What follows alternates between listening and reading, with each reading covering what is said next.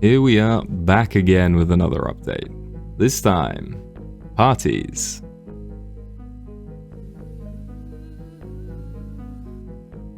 Riveting combat.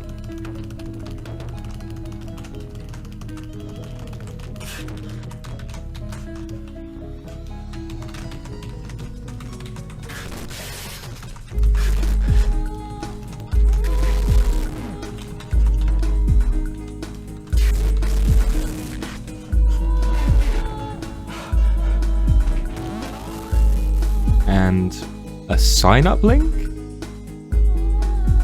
Okay, let's go over some of the things I've been working on then. So your skills are actually being saved correctly now from character creation. And if you open the character tab, you should see the costs correctly, and your unspent DP should be right as well. The level and XP are being tracked properly now as well. But as you can see here, I have training turned off right now, which doesn't really matter because none of the skills actually do anything right now anyway. All the emotes are working now and other players can see them when you do them.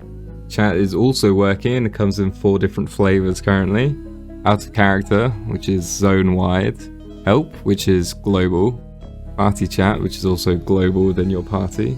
And regular chat, which is proximity-based. Client does actually have a built-in ignore function, but for some reason it doesn't actually work on help channel messages, which is a bit weird, but oh well. So given there's going to be no one around to moderate chat, I've added a mute function. If you /mute someone, you'll no longer see any of their messages. If I've written the code correctly anyway. So on to where I've been spending most of my time. As you saw earlier, you can now invite people to parties. And what's more than that, you can actually get into fights with, well, currently just kobolds, but you can get into fights with kobolds with your party members. The turn-based combat is kind of working. You can move, you can attack, only with your fists right now, but it's sort of working. Like I said before, none of your stats affect anything right now, so all the combat is just RNG basically. Other things to mention, out of combat regen is now working as well. You can see the in-combat attack animations are working, although sometimes they're really delayed in showing up on the client, and I have no idea why. Killing monsters now gives you XP, and you can level up, which will give you DP as well. And when the combat's finished, you'll actually get loot too. Currently the only things on the drop table are Kobold Teeth and Imperials though, plus one Easter egg. Any unclaimed loot will remain in the monster's body, and you can re-loot that if you want. And when the monster respawns, it will drop anything that's left on the floor. There's even some timers as well, which won't let anyone else take the loot for 2 minutes, after which anyone can pick it up, and then another 3 minutes after that it will disappear. So we're going to sacrifice our ally to show that death in combat works as well. And he's down. You can see we actually got a level up with killing these kobolds. I think that's enough kobold fighting now. I guess the only other thing to show about combat is you can run away. If you get outside of the ring, combat will end. We can watch some of the monsters respawn here and see the loot left behind. Just to demonstrate picking it up off the ground as well. With parties, anyone can leave, and the leader can kick also. Other than that, let's show you what happens when you die, I guess.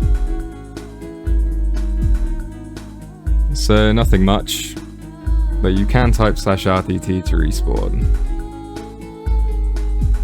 Well, that is about all I have to show you gameplay-wise. Still a lot to do, obviously, but I'm happy with the progress. We can use the /logout command to go back to character select, and then I can show you how to /login. So we have a very basic sign-up website. All you need to do is give me a username, and it's using a DuckDNS domain because I am too cheap to buy a domain for a hobby project. I didn't want to store any emails, and obviously the Rubies client is very old, so it doesn't use TLS. Which means anyone on the same network as you could in theory see your password when the Rubies client sends it to the server. So instead of using a password, I thought I'd use time-based one-time codes, partly because I thought it would be fun to play with them. Basically, you scan the QR code into your authenticator app, and then verify your account by typing one of the codes that shows up, like you normally do with two-factor. Since this is only one-factor though, if you lose your phone, you will be locked out of your account, so don't do that. And that is it. You can now open up the client and play. Now, the Rubies client will try and talk to a login server, which no longer exists. You have a couple of options here.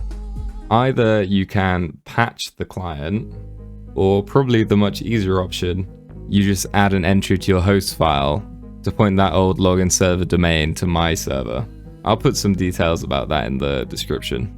I should just say the error recovery for the server right now is non-existent, so don't get too attached to anything you do. Not that there's that much to get attached to anyway at this point. Your character currently only gets saved when you log out, so if you do a lot of things and then the server crashes, that progress is all going to disappear.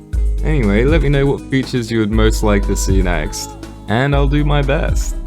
Bye!